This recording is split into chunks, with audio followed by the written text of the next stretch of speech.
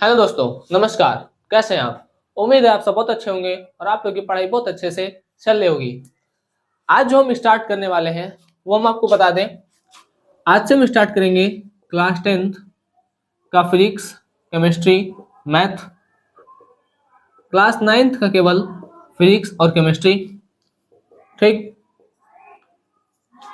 और एक खास क्लास 12th का हिस्ट्री और सिविक्स।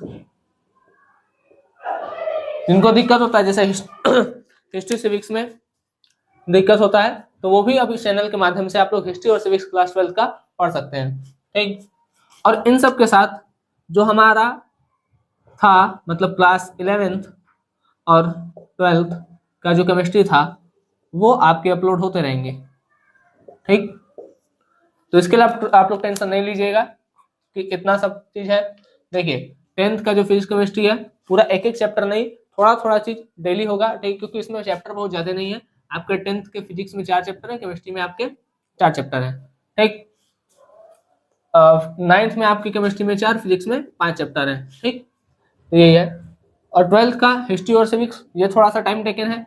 और आपका ये जो 11th का अभी केमिस्ट्री तो कंप्लीट हुआ नहीं है, ये थोड़ा समय लेगा। और 12th का जो केमिस्ट्री है वहां पर अभी एक एक चैप्टर हुआ है। हालांकि ये 11th 12th का केमिस्ट्री का जो लेक्चर है ये भी धीरे धीरे आता रहेगा, ठीक।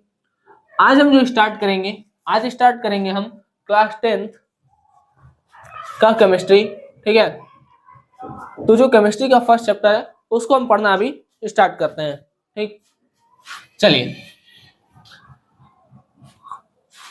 सबसे पहले देखते हैं क्लास 10th की केमिस्ट्री में चैप्टर हैं कितने, ठीक। पहले हमको पता होना चाहिए कि कितने चैप्टर हैं। देखिए, जो हमारा फर्स्ट चैप्टर है वो है रासायनिक। क्लास 10th लिख दें, क्लास 10th। ये है रासायनिक अभिक्रिया एवं समीकरण, ठीक। पहला तो ये है। दूसरा हमारा है अम्ल क्षार तथा लवण, अम्ल क्षार तथा लवण। तीसरा है हमारा धातु तथा अधातु। और जो चौथा है फोर्थ, फोर्थ जो हमारा होगा, फोर्थ हमारा होगा ये कार्बन तथा उसके यौगिक, कार्बन तथा उसके यौगिक। बताने से पहले ये भी बता दें कि आपके 3 दिन 9th और 10th के फिजिक्स के लेक्चर आएंगे, 3 दिन 9th और 10th के केमिस्ट्री के लेक्चर आएंगे, ठीक। मतलब 3 3 दिन का ये रहेगा, ठीक है। उसके बाद जो और उसके साथ में आपका जैसे 3 दिन मैथ और 3 दिन साइंस में, 3 दिन हिस्ट्री, 3 दिन सिविक्स और मैथ आपका डेली, ठीक है। और केमिस्ट्री भी। चलिए, तो हमसे जितना संभव हो सकेगा हम उतना प्रयास करेंगे कि आपके लिए लेक्चर डालते हैं, ठीक है।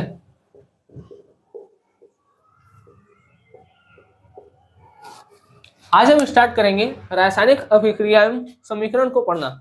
सबसे पहले हम बात करेंगे कि रासायनिक अभिक्रिया और रासायनिक समीकरण है क्या, ठीक है।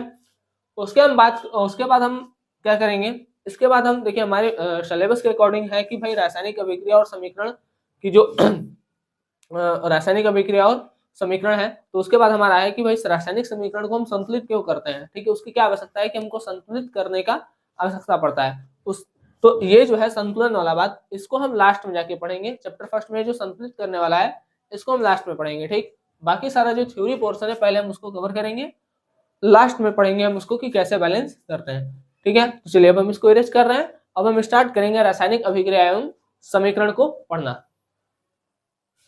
तो चलिए स्टार्ट करते हैं। ये देखना कि रासायनिक अभिक्रिया और समीकरण है क्या।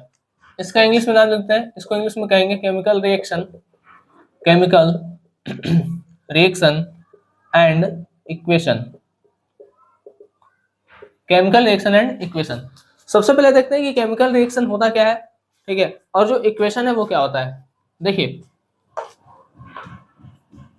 जैसे मान लेते हैं कि हम कार्बन और ऑक्सीजन को मिला करके कार्बन डाइऑक्साइड बनाते हैं। ये बहुत पहले का बात है जब ऐसे लिख करके होता था काम, ठीक है।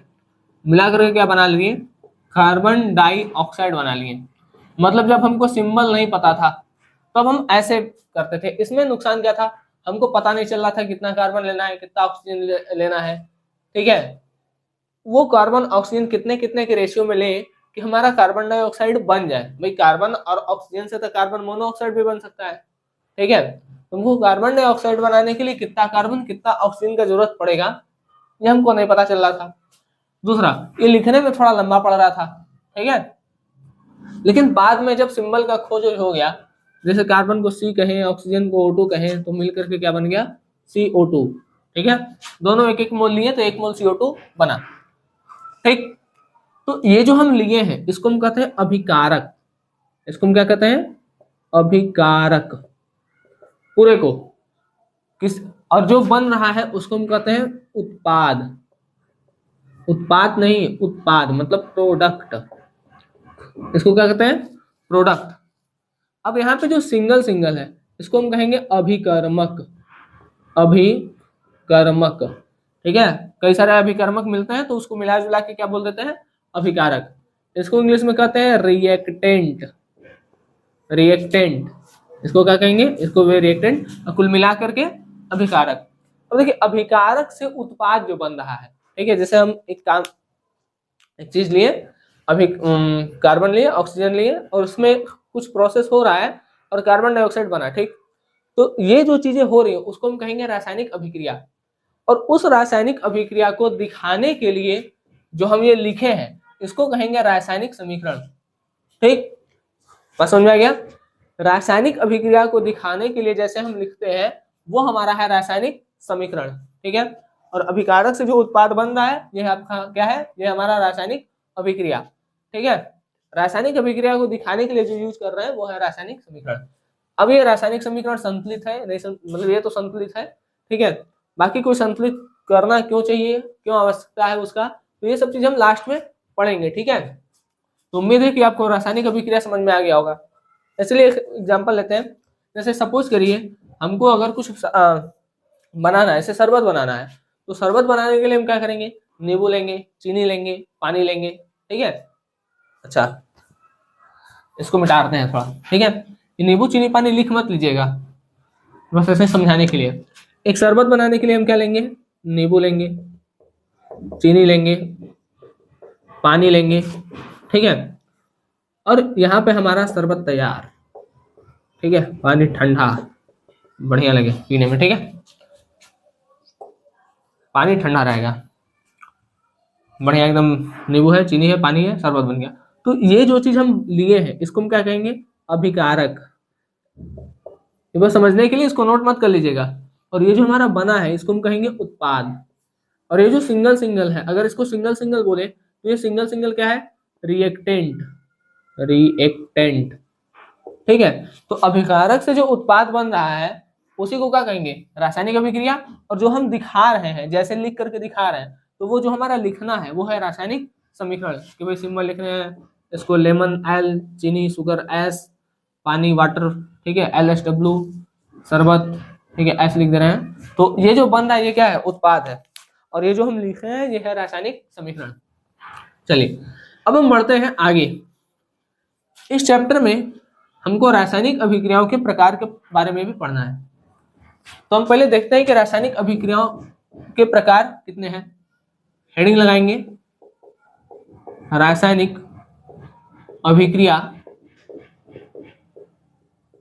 के प्रकार, टाइप्स ऑफ केमिकल रिएक्शन, ठीक है। टाइप्स ऑफ केमिकल रिएक्शन, रासायनिक अभिक्रिया के प्रकार। सबसे पहला आप पढ़ेंगे संयोजन अभिक्रिया। संयोजन अभिक्रिया, ठीक। अब संयोजन अभिक्रिया को हम संकलन अभिक्रिया के नाम से भी जानते हैं। संयोजन अभिक्रिया कह लीजिए या संकलन अभिक्रिया कह लीजिए। दूसरा वियोजन अभिक्रिया, वियोजन अभिक्रिया, ठीक। तीसरा है विस्थापन अभिक्रिया। विस्थापन अभिक्रिया, अभी हम जब आएंगे तो सबके बारे में बात करेंगे, ठीक है। चौथा विस्थापन, द्विविस्थापन अभिक्रिया। द्रव्य विस्थापन अभिक्रिया। पांचवा अवक्षेपण अभिक्रिया। जब इन सभी रिएक्शन के बारे में बात कर लेंगे तो हम बात करेंगे ऊष्माशोषी, ऊष्माक्षेपी, ऑक्सीकरण, अपचयन, रेडॉक्स और दो थ्योरी, विकृत गंधिता और संक्षारण। ठीक है, उसके बाद ये हमारा चैप्टर हो जाएगा समाप्त। संक्षारण के बाद हम बात करेंगे ये बैलेंसिंग का। ठीक है, रासायनिक समीकरण को संतुलित करने पर भी बात करेंगे, तब ये चैप्टर हमारे जाके समाप्त हो जाएगा। ठीक, बात समझ में आ गया? तो हमको ये 5 टाइप का अभिक्रिया पढ़ना है इस चैप्टर में, जो कि हम अब करेंगे अगले लेक्चर में। ठीक है, स्टार्ट करेंगे हम संयोजन से स्टार्ट करेंगे और नेक्स्ट लेक्चर में वियोजन तक रहेगा। ठीक है, क्योंकि वियोजन अभिक्रिया का भी प्रकार होता है, ये 3 प्रकार की अभिक्रिया देता है वियोजन। ठीक है, चलिए उम्मीद करते हैं आपको इतना लेक्चर समझ में आया होगा। ठीक है, जहां पर कहीं दिक्कत होता है तो आप लोग वहां पर पूछ सकते हैं। चलिए अब हम मिलते हैं आपसे अगले लेक्चर में, तब तक के लिए धन्यवाद। जय हिंद। आप लोग अच्छे से पढ़ाई करते रहें।